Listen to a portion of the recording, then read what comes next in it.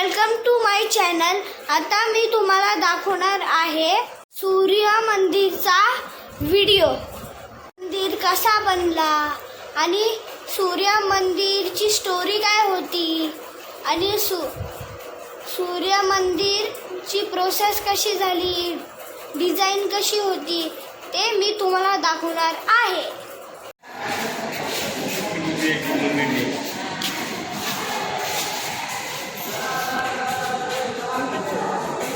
चला आपली गुटी बघा वेळी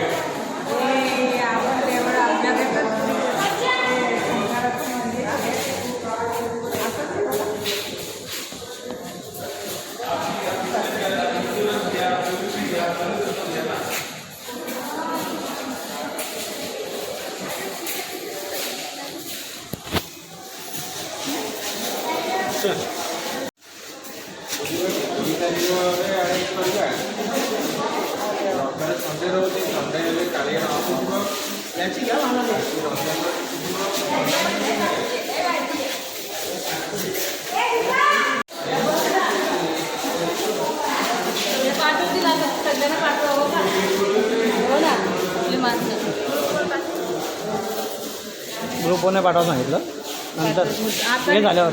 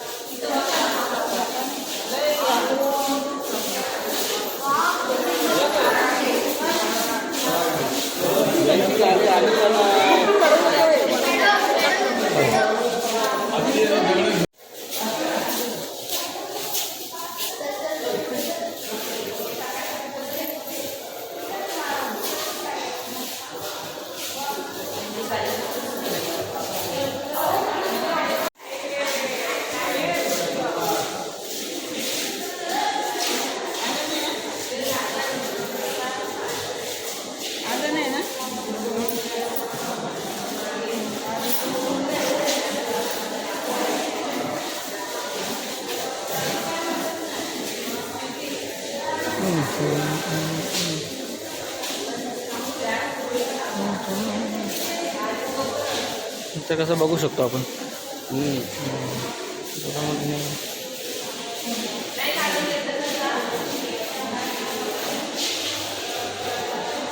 हो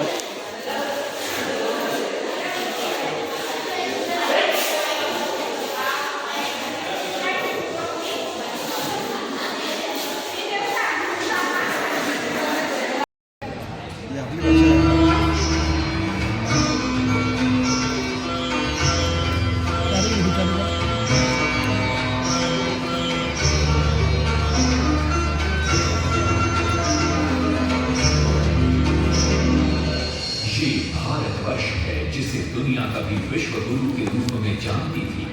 इसी भारतवर्ष का एक महत्वपूर्ण राज्य है ओडिशा। प्राचीन काल में ये कलिंग के नाम से विख्यात था। सूर्य की पहली किरण इसी प्रदेश के एक कोण पर पड़ती है। इसी स्थान पर कभी संसार का सबसे भव्य और विशाल सूर्य मंदिर बनवाया गया था। तुम कलिंग की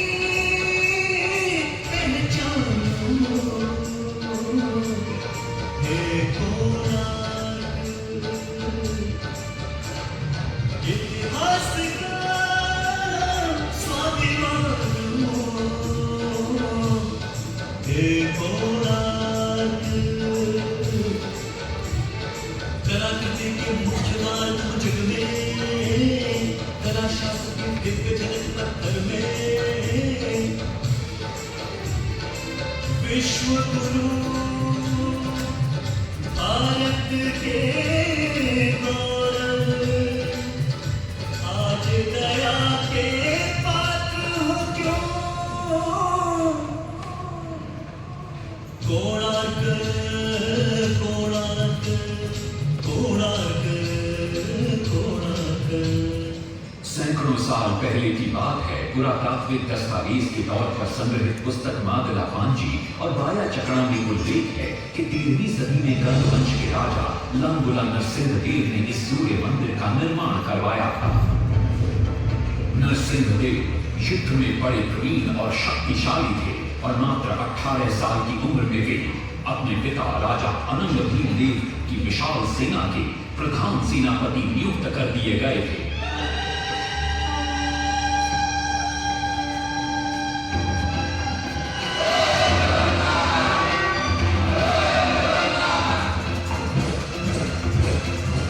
सेनापति बनने के बाद नरसिंहदेव ने अपने कुशल नेतृत्व से दक्षिण के कई आक्रमणकारी राजाओं को युद्ध में हराया।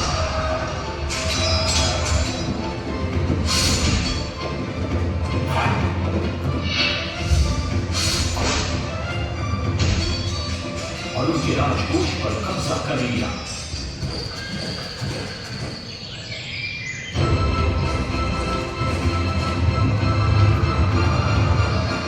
तत्पश्चात उन्होंने विजय कोंडा, जिसे आज हम वारंगल के नाम से जानते हैं,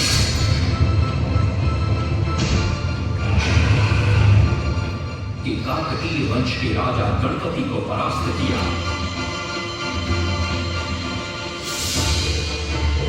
और उनके राजकोष पर भी कब्जा कर लिया। 3 वर्षों तक निरंतर युद्ध के पश्चात जब वे बहुत सारी धन संपदा लेकर घर में लौटे तो राजमहल में उनका भव्य स्वागत हुआ।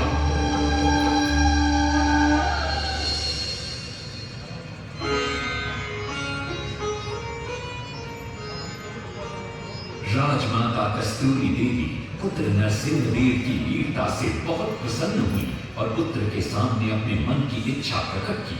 कहा, तुम्हारे पिता ने शंख क्षेत्र पुरी में भगवान जगन्नाथ का भव्य मंदिर बनवाया है।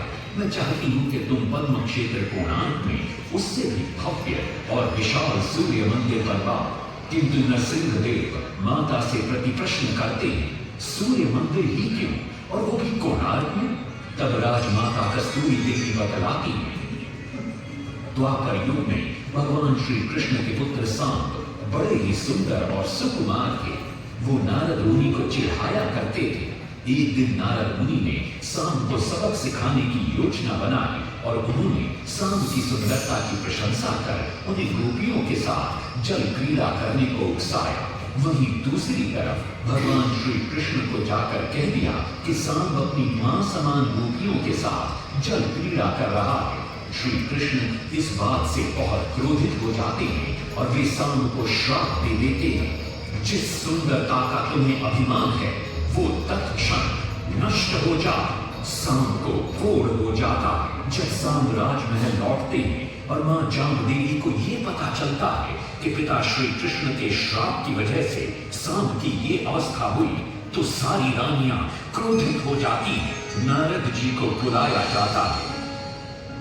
वे रोग मुक्ति का उपाय बतलाते हैं। वे कहते हैं, सूर्य की पहली किरण उग्र देश के एक कोण पर पड़ती है जिसका नाम कोणार्क है। सांब को वहीं जाकर सूर्य की आराधना करनी होगी।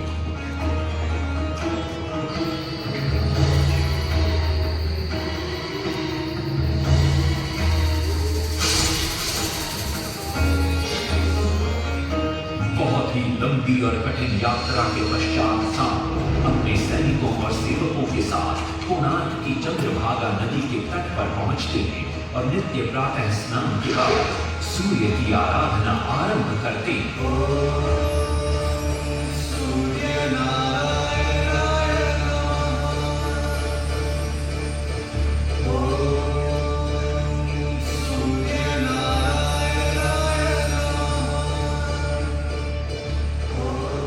अन्न जल त्याग कर 12 साल की कठिन तपस्या के बाद सूर्य देव प्रसन्न होकर प्रकट होते और सांब को रोग मुक्त होने का वरदान देते।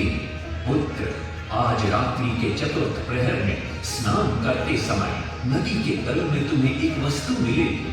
वो मेरा ही प्रतिरूप होगी। उसका स्पर्श पाते ही तुम इस कोढ़ रोग से मुक्त हो जाओगे। स्नान के पश्चात सांब जब नदी से बाहर आते हैं तो वो रोग मुक्त हो चुके होते हैं। उनके हाथ में एक छोटा सा पत्थर है। उनके सुंदर और सुकुमार शरीर को देखकर सारे अनुचर और सिपाही प्रसन्न होते हैं। सांब उस पत्थर को वहीं स्थापित कर एक छोटा सा मंदिर बनवाते हैं। लेकिन जब उन्हें ज्ञात होता है कि सूर्य पूजा का विधि विधान यहाँ किसी को पता नहीं है तो वे चिंतित हो जाते हैं। वे ध्यान में बैठते हैं। सूर्य देव पुनः प्रकट होते हैं और सांब के पूछने पर बतलाते हैं कि दूर पश्चिम में साक्य देश के माता ब्राह्मण पूजा की विधि विधान जानते हैं। सांब साक्य देश की ओर निकल पड़ते हैं जो आज का ईरान है। महीनों की लंबी यात्रा के बाद सांब 18 मागा ब्राह्मण परिवारों को साथ लेकर कोणार्क लौटते हैं और सूर्य मंदिर में पूजा शुरू हो जाती है। राजमाता कस्तूरी देवी नरसिंह देव को बतलाती है कि विवाह के कई वर्षों बाद तक जब हम निसंतान थे मैंने भी उस सूर्य मंदिर में पूजा अर्चना की और तुम पुत्र रूप में मुझे प्राप्त हुए। माता की बात सुनकर नरसिंह देव मां को कोणार्क में संसार का सबसे भव्य और विशाल मंदिर बनाने का वचन देते।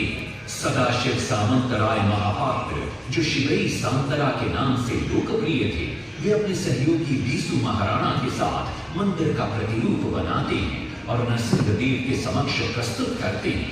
नरसिंह देव मंदिर का प्रतिरूप देखकर अभिभूत हो जाते हैं और शीघ्र मंदिर निर्माण कार्य आरंभ करने का आदेश देते हैं। दूर से बड़े बड़े पत्थर लाए गए, जितने पत्थर डाले गए सारे टूट गए।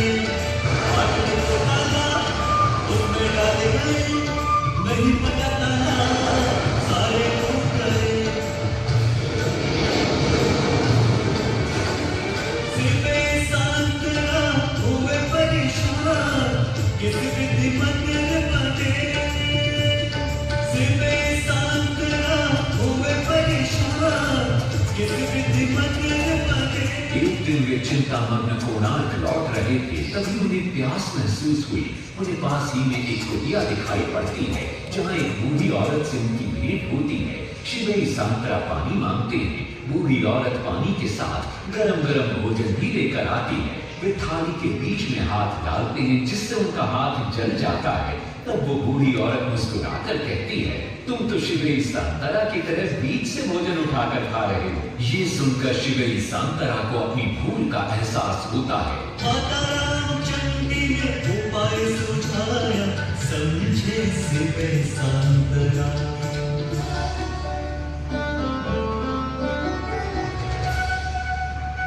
तत्पश्चात वो किनारे से पत्थर डलवाना शुरू करते हैं और मंदिर निर्माण का कार्य तेजी से आगे बढ़ने लगता है। 1200 शिल्पियों ने 12 वर्ष में मंदिर बनाया।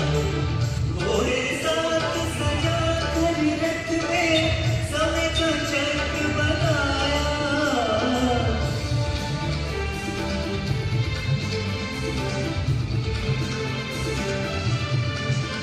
दूसरी तरफ कलिंग के उत्तर के राज्यों के नवाबों के बार बार राज्य पर आक्रमण हो रहे थे।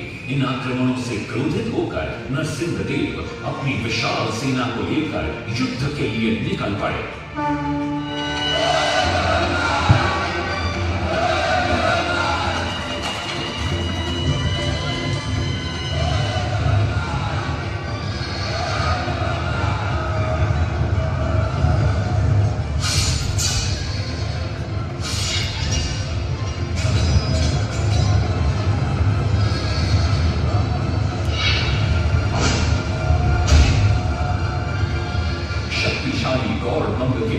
को भी युद्ध में परास्त कर दिया और उनसे प्राप्त सारा धन अपने कब्जे में लेकर सूर्य मंदिर के निर्माण कार्य में लगा दिया।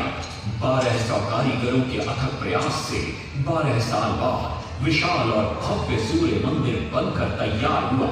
उस समय के लोगों में वास्तुशास्त्र, ज्योतिष शास्त्र और खगोल शास्त्र का जो ज्ञान था उसे देखकर आज के बड़े बड़े वैज्ञानिक भी आश्चर्यचकित रह जाते हैं। कई प्रयासों के बाद भी मंदिर के गुंबद पर कलश स्थापित नहीं हो पा रहा था। क्रोधित नरसिंह देव ने आदेश दिया कि कल प्रातः काल तक यदि कलश स्थापित नहीं हुआ तो सबके सर धड़ से अलग कर दिए जाएंगे। सभी शिल्पकार घोर चिंता में डूब जाते।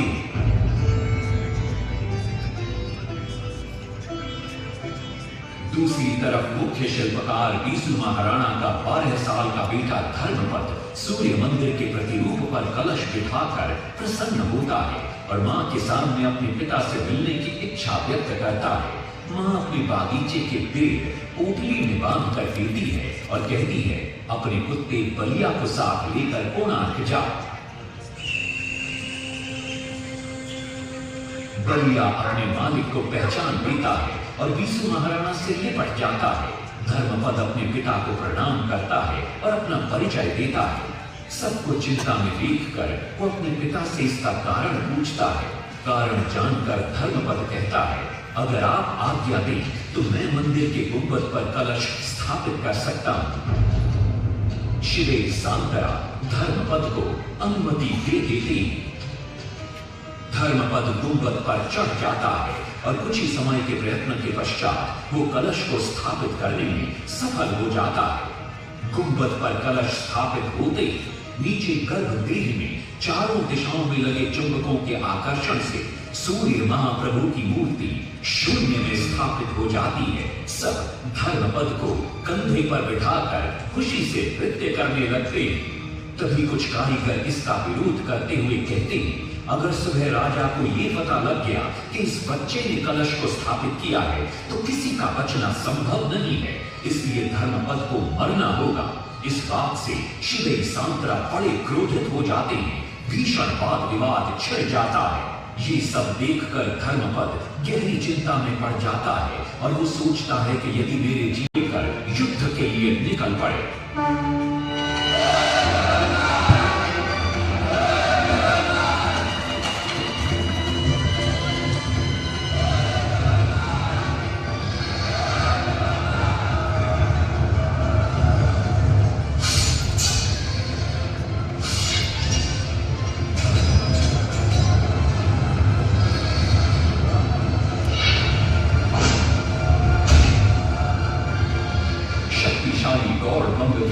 को भी युद्ध में परास्त कर दिया और उनसे प्राप्त सारा धन अपने कब्जे में लेकर सूर्य मंदिर के निर्माण कार्य में लगा दिया। 1200 कारीगरों के अथक प्रयास से 12 साल बाद विशाल और भव्य सूर्य मंदिर बनकर तैयार हुआ। उस समय के लोगों में वास्तुशास्त्र, ज्योतिष शास्त्र और खगोल शास्त्र का जो ज्ञान था उसे देखकर आज के बड़े बड़े वैज्ञानिक भी आश्चर्यचकित रह जाते हैं। कई प्रयासों के बाद भी मंदिर के गुंबद पर कलश स्थापित नहीं हो पा रहा था। क्रोधित नरसिंह देव ने आदेश दिया कि कल प्रातः काल तक यदि कलश स्थापित नहीं हुआ तो सबके सर धड़ से अलग कर दिए जाएंगे। सभी शिल्पकार घोर चिंता में डूब जाते।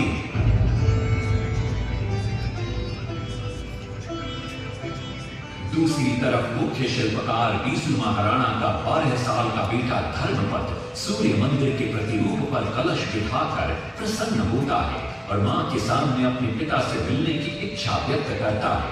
मां अपने बागीचे के पेड़ पोटली में बांध कर फिरती है और कहती है, अपने कुत्ते बलिया को साथ लेकर कोणार्क जा। बलिया अपने मालिक को पहचान लेता है और बीसू महाराणा से लिपट जाता है। धर्मपद अपने पिता को प्रणाम करता है और अपना परिचय देता है। सबको चिंता में देखकर वो अपने पिता से इसका कारण पूछता है। कारण जानकर धर्मपद कहता है, अगर आप आज्ञा दें तो मैं मंदिर के गुंबद पर कलश स्थापित कर सकता हूं। शिवे सांतरा धर्मपद को अनुमति दे देती। धर्मपद गुंबद पर चढ़ जाता है और कुछ ही समय के प्रयत्न के पश्चात वो कलश को स्थापित करने में सफल हो जाता है। गुंबद पर कलश स्थापित होते नीचे गर्भगृह में चारों दिशाओं में लगे चुंबकों के आकर्षण से सूर्य महाप्रभु की मूर्ति शून्य में स्थापित हो जाती है। सब धर्मपद को कंधे पर बिठाकर खुशी से नृत्य करने लगते हैं। तभी कुछ कारीगर इसका विरोध करते हुए कहते हैं, अगर सुबह राजा को ये पता लग गया कि इस बच्चे ने कलश को स्थापित किया है तो किसी का बचना संभव नहीं है, इसलिए धर्मपद को मरना होगा। इस बात से शिवेरी सांतरा बड़े क्रोधित हो जाते हैं, भीषण वाद विवाद छिड़ जाता है। ये सब देखकर धर्मपद गहरी चिंता में पड़ जाता है और वो सोचता है कि यदि मेरे जीवित रहने से इन सब का सर काट दिया जाएगा तो इससे अच्छा है कि मैं आत्म बलिदान कर दूं ताकि सबके प्राण बच जाएं। और उसी पल धर्मपद नवनिर्मित सूर्य मंदिर के शिखर पर चढ़ जाता है।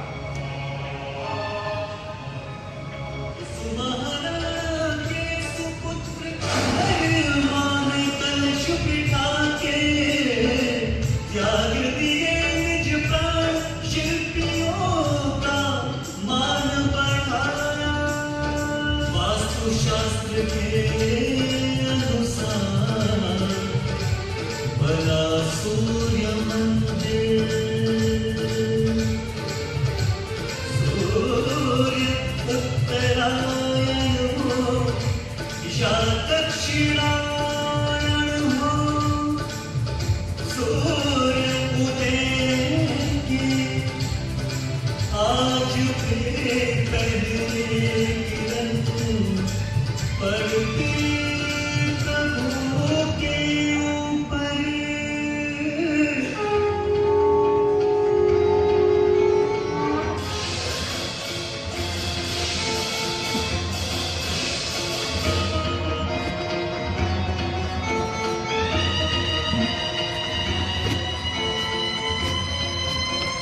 तभी वहां नरसिंह देव भी आ पहुंचते हैं।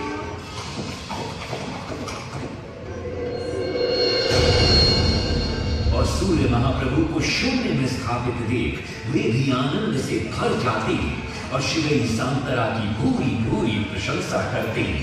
वो ये भी घोषणा करते हैं कि माघ शुक्ल पक्ष की सप्तमी को मंदिर की प्राण प्रतिष्ठा की जाएगी। लेकिन शिवेरी सांतरा कहते हैं, राजन तिथि तो अच्छी है लेकिन मंदिर की प्राण प्रतिष्ठा के लिए ये शुभ नहीं है। किंतु राजा अपनी बात पर अड़ जाते हैं। शिवेरी सांतरा को दुख होता है और कोई वाद विवाद किए बिना वे हमेशा के लिए वहां से चले जाते हैं।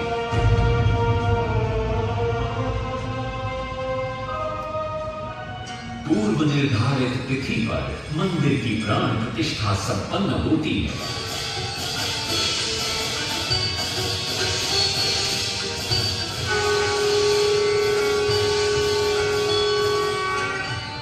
लेकिन कुछ दिनों बाद अमंगल होना शुरू हो जाता है।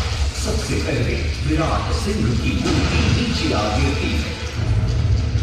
तत्पश्चात मंदिर की शिलाओं का गिरना भी शुरू हो जाता है। नरसिंह देव को अब समझ में आता है कि शिवेरी सांतरा का कहना सही था, लेकिन देर हो चुकी थी। बहुत साल बाद मंदिर के आसपास जंगल उगाए और ये मंदिर घने जंगलों के बीच छुप गया। जब अंग्रेजों ने जंगल के बीच इस मंदिर को देखा तो उन्होंने इसका पुनरुद्धार किया। आज आप उसी विशाल मंदिर के भग्नावशेष देख रहे हैं।